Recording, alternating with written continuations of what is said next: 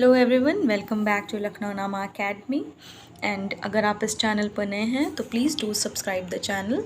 And आज का session हमारा unit second of micro economics का लेक्चर सेकंड है आज हमारा।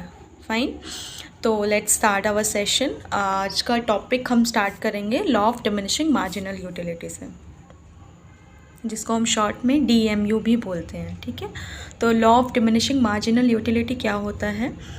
Law of diminishing marginal utility states that as we consume more and more units of a commodity, the utility derived from each successive unit goes on decreasing. It means कि आप कोई भी unit अगर consume कर रहे हो तो उसकी यूटिलिटी जो होगी, जो पहले यूनिट से आपको 10 यूनिट मिली है, 10 यूटिल्स मिला है, देन आपको 8 यूटिल्स मिला है, देन आप फिर से आपने उसकी यूटिलिटी वो गुड और कंज्यूम किया तो आपको मतलब यूटिलिटी 10, 8, 6, 4, 2 ऐसे यूटिलिटी आपकी कम होती जाएगी। तो ये लॉ हमारा law of diminishing marginal utility में ये बताया गया कि आप जैसे जैसे किसी भी कमोडिटी का कंजम्पशन बढ़ाओगे आपकी यूटिलिटी वैसे वैसे क्या होती जाएगी, कम होती जाएगी। ठीक है, सपोज़ एग्जांपल देती हूँ मैं आइसक्रीम का। आपने एक आइसक्रीम को कंज्यूम किया, आपको यूटिलिटी मिली थी 10, फिर आपने एक और आइसक्रीम किया तो एक और आइसक्रीम कंज्यूम किया, क्या आपको स्टिल 10 यूटिलिटी मिलेगी?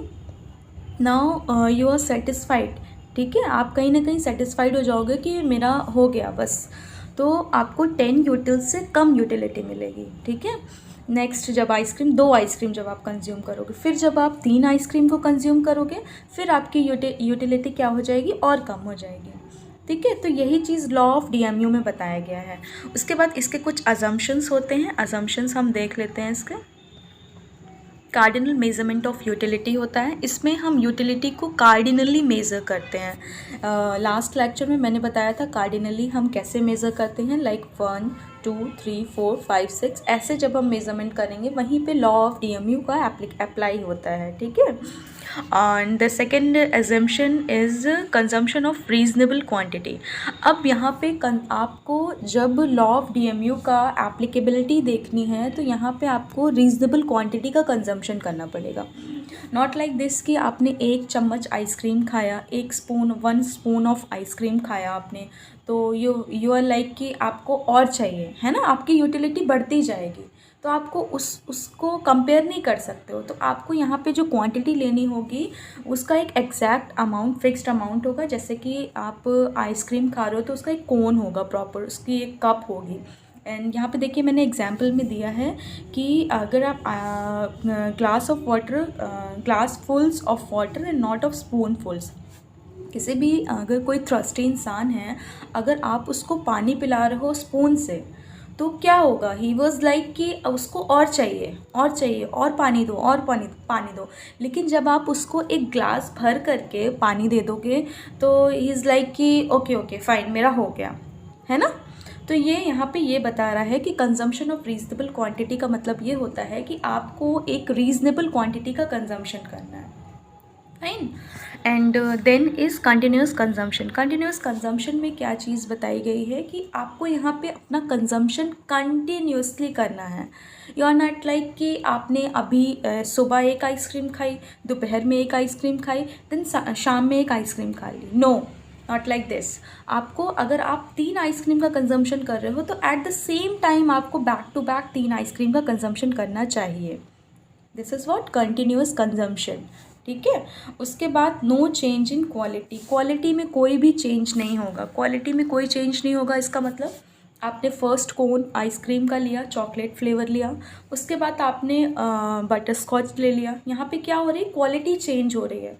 तो आपको जो चॉकलेट फ्लेवर से आपको जितना यूटिलिटी मिला है, हो सकता है बटर स्कॉच के फ्लेवर से आपको उससे ज़्यादा यूटिलिटी मिल जाए। ठीक है, तो ऐसा बिल्कुल भी नहीं करना है। यहाँ पे ये अजम्पशंस हैं, no change in quality. No change in quality का मतलब ये होता है कि आपको वही क्वालिटी बार बार कंज्यूम करनी है। ठीक है, अब उसके बाद क्या है, रेशनल कंज्यूमर। रेशनल कंज्यूमर के में क्या है, consumer is assume to be rational. मतलब कंज्यूमर पागल नहीं होना चाहिए, इनसेन नहीं होना चाहिए। मतलब ये उसके पास जजिंग कैपेसिटी होनी चाहिए कि what is good and what is bad. Fine. तो वो यहाँ पे ये बताया गया है consumer is rational who measures calculates and compare the utilities of different communities. मतलब उसके पास ये एबिलिटी होनी चाहिए कि उसको जितनी भी यूटिलिटी मिल रही है, जैसे फर्स्ट यूनिट उसने कंज्यूम किया तो 10 मिला, सेकेंड कंज्यूम किया तो 8 मिला, तो ही शुड बी लाइक कि इन दोनों यूटिल्स में वो कंपैरिजन कर सके कि मैंने जब फर्स्ट यूनिट कंज्यूम किया था मुझे कितना यूटिल्स मिला था, सेकंड कंज्यूम किया था मुझे कितना यूटिल्स मिला था, उसमें डिफ्रेंसिएशन निकाल सके। ठीक है, इसे कहते हैं हम rational consumer. Fine.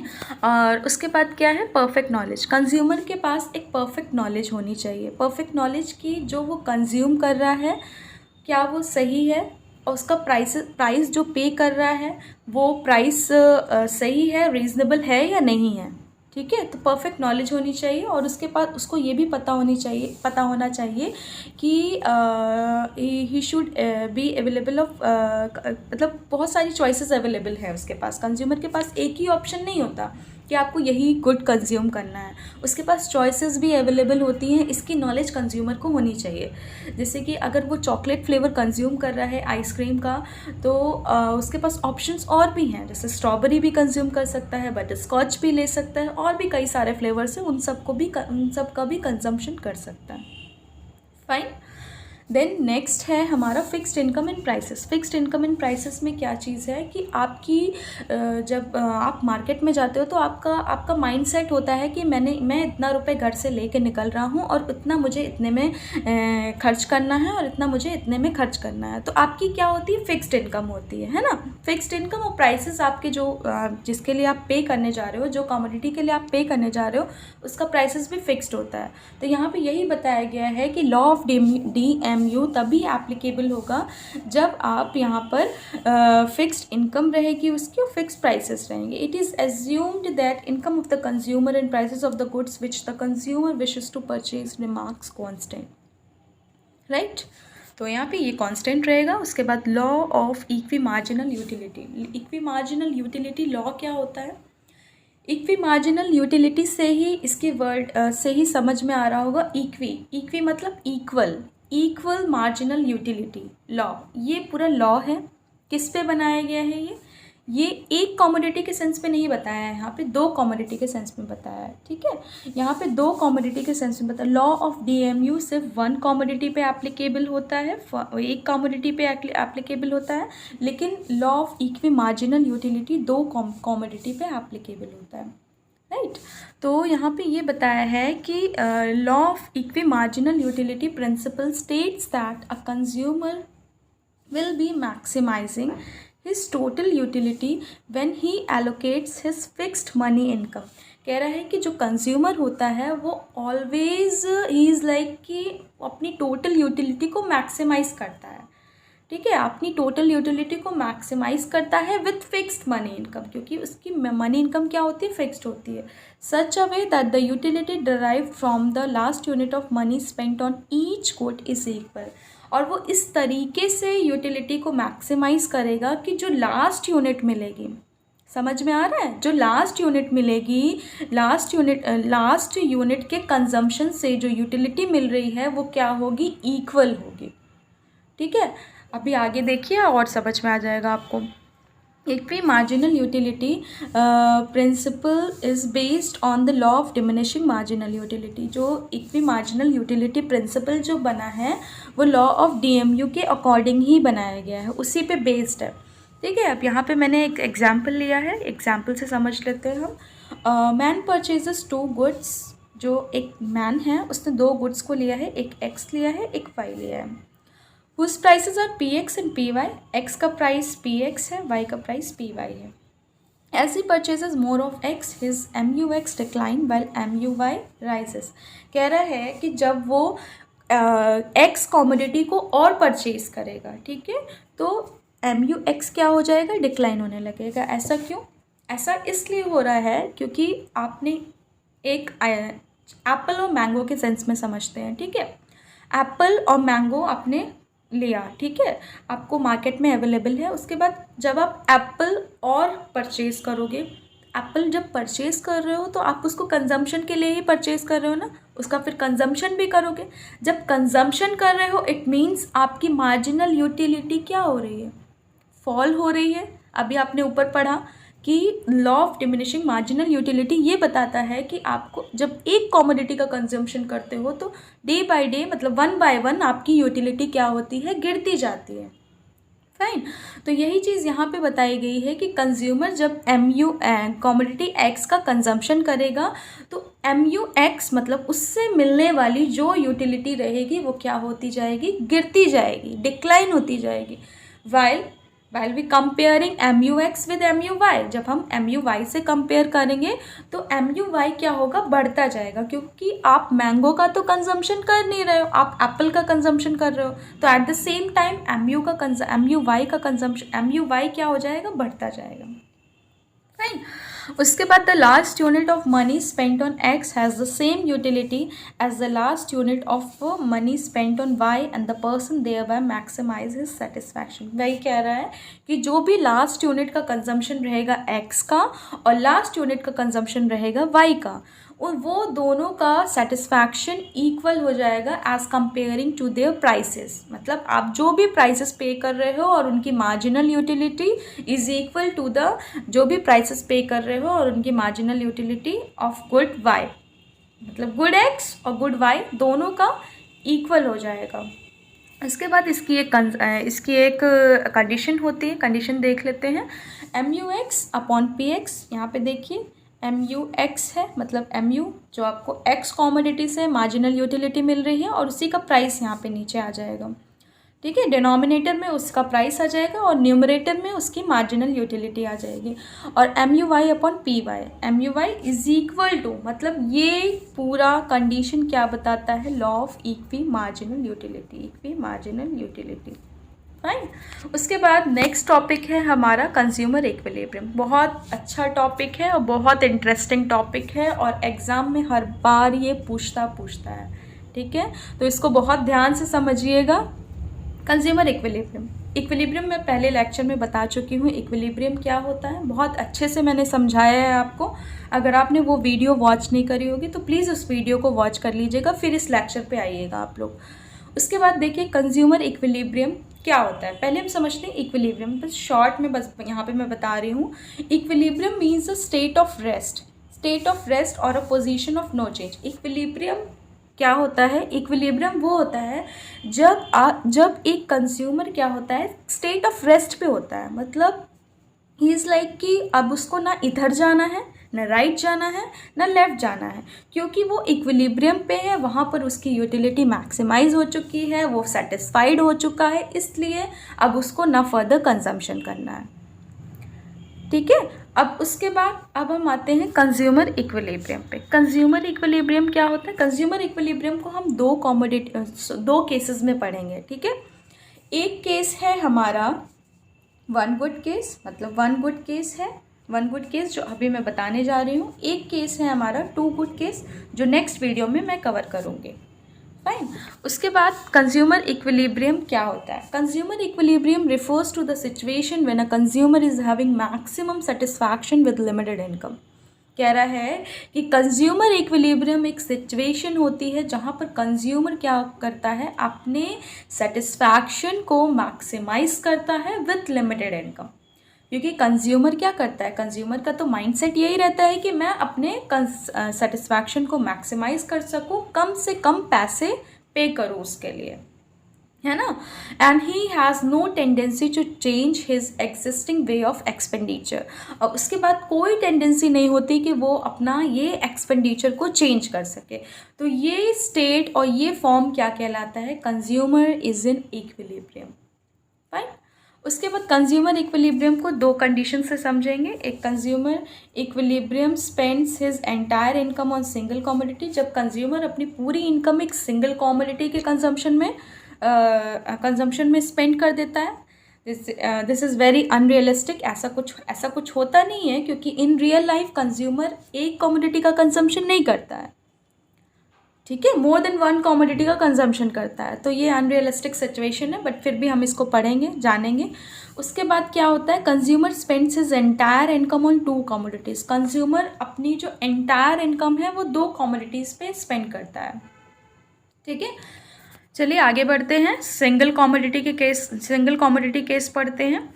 Single commodity में क्या होता है, consumer purchasing single commodity will be at equilibrium when he is buying such a quantity of that commodity which gives him maximum satisfaction.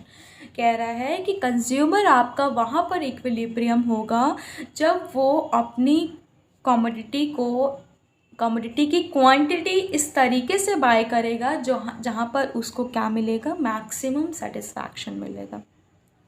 Fine.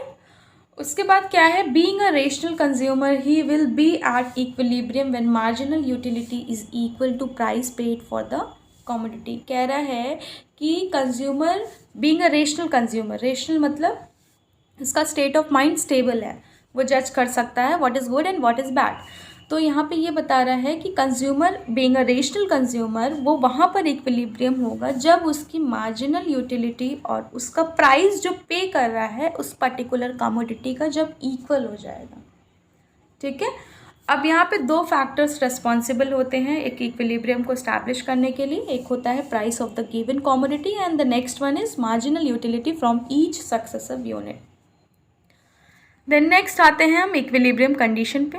आप इक्विलिब्रियम को स्टैब्लिश करने के लिए उसकी 2 कंडीशन होती है। ठीक है, 2 कंडीशन क्या होती है, एक होती है आपकी MUX एंड PX, एक कंडीशन ये होती है, and the next one is MU falls as consumption increases, एक ये होती है MU falls as consumption increases. ये कंडीशन क्यों सेटिस्फाई होती है, क्योंकि लॉ ऑफ DMU यहाँ पे एप्लीकेबल होता है, इसीलिए इसके पहले मैंने आपको लॉ ऑफ DMU बता दिया है। फाइन। उसके बाद यहाँ पे क्या होता है, अब हम ये देख लेते हैं। Marginal utility is equal to price, पहली कंडीशन है आपकी जब मार्जिनल यूटिलिटी जो गुड आप कंज्यूम कर रहे हो उसका प्राइस जब आपका इक्वल हो जाएगा, देन क्या बोलेंगे हम, कंज्यूमर इज इन इक्विलिब्रियम। ठीक है, उसके बाद क्या है, इफ़ मतलब अब ऐसा तो नहीं है कि हर बार कंज्यूमर उतना ही पैसा पे करे जहाँ पर उसकी मार्जिनल यूटिलिटी इक्वल हो, ऐसा नहीं हो सकता ना, यहाँ पे कई कंडीशंस आ जाती हैं।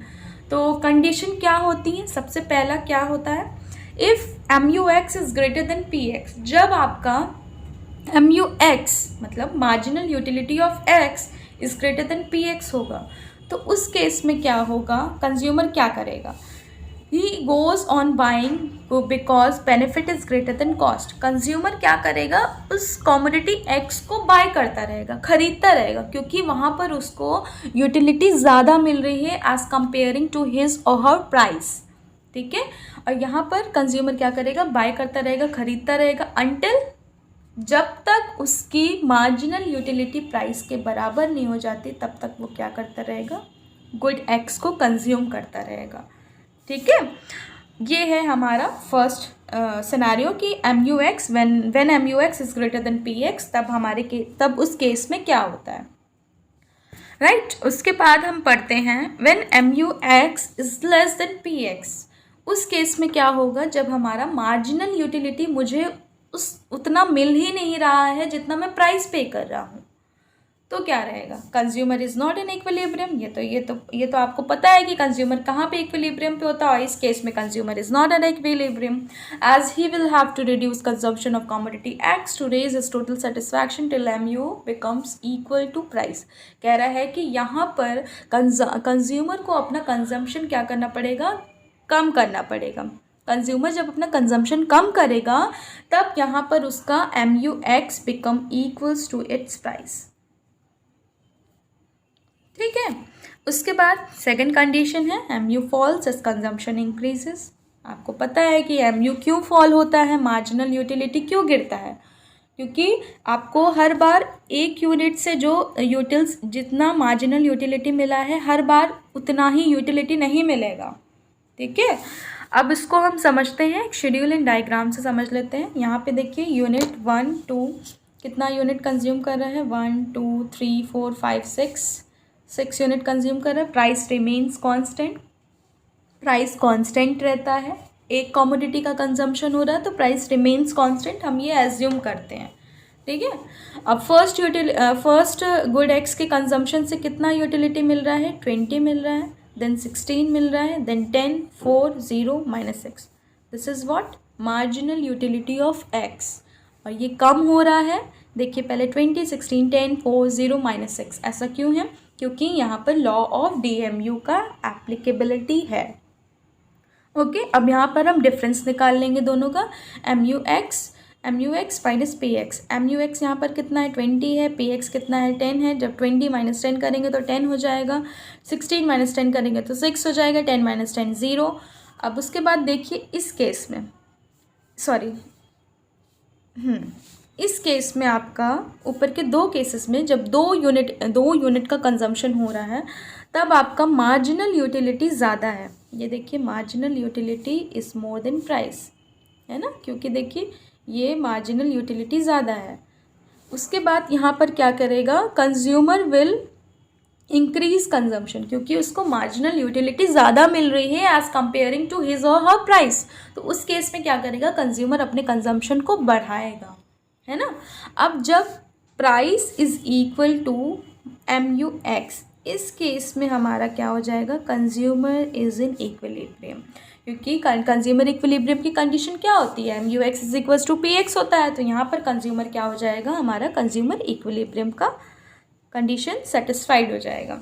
उसके बाद क्या है, उसके बाद फिर भी कंज्यूमर क्या कर रहा है, कंजम्पशन कर रहा है, ठीक है। उसके बाद उसने क्या कंज्यूम किया, 4 किया, 5 किया, 6 किया। जब 4 करेगा तो उसको 4 यूटिलिटी मिलेगा, फिर 4 - 10 इससे -6, यूटिलिटी क्या हो जाएगी, नेगेटिव हो जाएगी, ठीक है। यूटिलिटी क्या हो जाएगी, डिफरेंस क्या हो जाएगा, नेगेटिव हो जाएगा, और यूटिलिटी क्या हो जाएगी, फॉल होने लगेगी।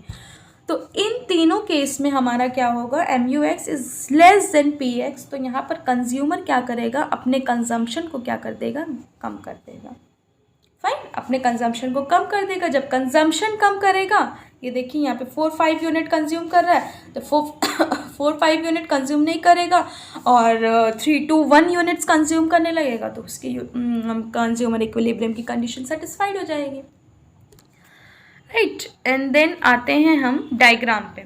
इसका डायग्राम देखिए मैंने समझाया हुआ है, डायग्राम मैंने समझाया है इसका डायग्राम देखिए, on x axis I have taken units of commodity x and on the y axis MU marginal utility and price of the commodity x। दो चीज़ें ली है, x पे units of commodity and y पे मैंने लिया है आपका MU and price of the commodity. Price remains constant, schedule में आपने देखा था, मैंने ये बताया था कि प्राइस हम ये एज्यूम करते हैं कि रिमेन्स कांस्टेंट होता है। उसके बाद देखिए यहाँ पर क्या है कि आपकी जो मार्जिनल यूटिलिटी क्या हो रही है, कम हो रही है। पहले 20 थी, 16 हुई, फिर 10 हो गई, फिर उसके बाद ऐसे ऐसे कम हो गई।